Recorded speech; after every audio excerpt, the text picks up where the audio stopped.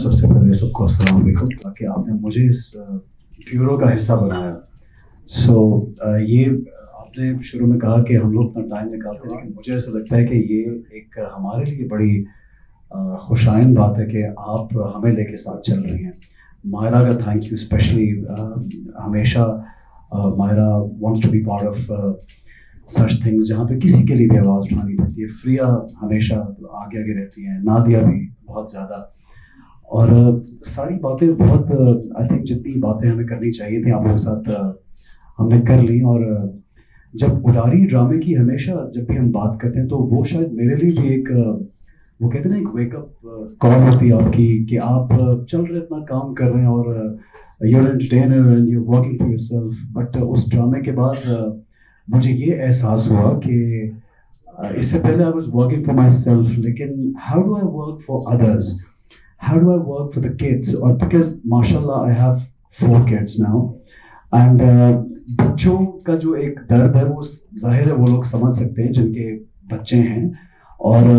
आपका बच्चा एक थोड़ी सी भी तकलीफ से जब गुजरता है तो फिर आप को एहसास होता है कि यार ये तो कभी नहीं इसके साथ होना चाहिए।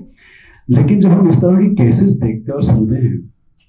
हम जब वीडियो देखते हैं फातिमा की, जिस तरह मायरा ने कहा कि ये इमोशनल है, actually this is very emotional. ये जो सारा या नादिया, मैं फ्रिया को नजर आ रहे हैं, मायरा, ये इमोशनली हिल गए हैं हम सब ये कुछ देख के। मैंने कहने के लिए बहुत कुछ है, बहुत ज़्यादा लंबी बात हो जाएगी। मैं पोस्टमार्टम रिपोर्ट जो फातिमा की है आज मेरी नज़र से गुजरी और मैंने उसकी कॉपी निकाली। और मैंने इसलिए कॉपी निकाली, पहले मैं क्योंकि शूट पे था और मेरे पास वक्त नहीं रहा कि मैं यहाँ पे ये रिपोर्ट, नेचुरली आप मीडिया में मैंने देखी है तो आप लोगों को मालूम होगा, लेकिन गौर से अब पढ़ने के लिए इसको मैंने अपने पास रखा। और वो जो फातिमा बच्ची है, अनबिलीवेबली अगर आप ये रिपोर्ट पढ़ लें तो मैं सब कुछ तो यहाँ पे नहीं कह सकता, लेकिन उसके सर से लेके उसकी अपर चेस्ट, लोअर चेस्ट, उसकी बैक, हर जगह पे उसके निशान हैं। हर जगह पे उसके साथ जुल्म करके उसको मारा गया, उसको गला दबाया गया, जिस तरह उसको मोलेस्ट किया गया, रेप किया गया और फिर उसको मरने के लिए छोड़ दिया गया। और सबसे खौफनाक बात मैं आप लोगों को बताना चाहता हूँ जो मुझे महसूस हुई, सबसे खौफनाक बात, हम लोग बहुत दूसरों को जज करने में और बहुत आसानी से कहते हैं कि जहालत बहुत है वहाँ और ये बहुत है, लेकिन ये जो फातिमा जिस घर में अब्यूज़ जो इसका हुआ या रिजवाना का अब्यूज़ हुआ, वो जाहिल लोग तो नहीं थे, वो कोई अंडर प्रिविलेज लोग तो नहीं थे, वो कम पढ़े लिखे लोग नहीं थे, वो कम पैसे वाले लोग भी नहीं थे, उनका इन्फ्लुएंस भी बहुत है माशरे में। कितनी खौफनाक बात है कि मैं जब सड़क पर जाता हूँ तो अगर ड्राइवर जब इशारा काटता है तो हम अक्सर ये सोचते हैं बाइक वाले तो बहुत जाहिल है, रिक्शे वाले हमारा बड़ा ही स्टेटमेंट देते हैं, लेकिन उस ड्राइवर के पीछे जो एक अमीर आदमी या औरत, पढ़े लिखे घराने के लोग बैठे होते हैं, वो कभी भी उसको नहीं समझाते कि ये मत करो। सो कहने का मतलब ये है कि डे बाय डे हम हर रोज हमारे सामने ये केसेस आते हैं। और पाकिस्तान में अगर आप एक रिपोर्टेड केस की नौयत निकालते हैं तो 12 पर डे के हिसाब से 12 to 13 रॉन्ग सारा, शायद 12 to 13 पर डे निकलता है केस, और ये सिर्फ रिपोर्टेड है। इसके अलावा मैं और आप अच्छी तरह जानते हैं कि हमारे अंदरून पंजाब में या सिंध में हमारी आपकी रसाई भी नहीं है और उन लोगों की आवाज़ भी नहीं है, कोई आवाज़ उठाने वाला भी नहीं है। तो खौफनाक बात यह है कि ये बड़े बड़े घरों से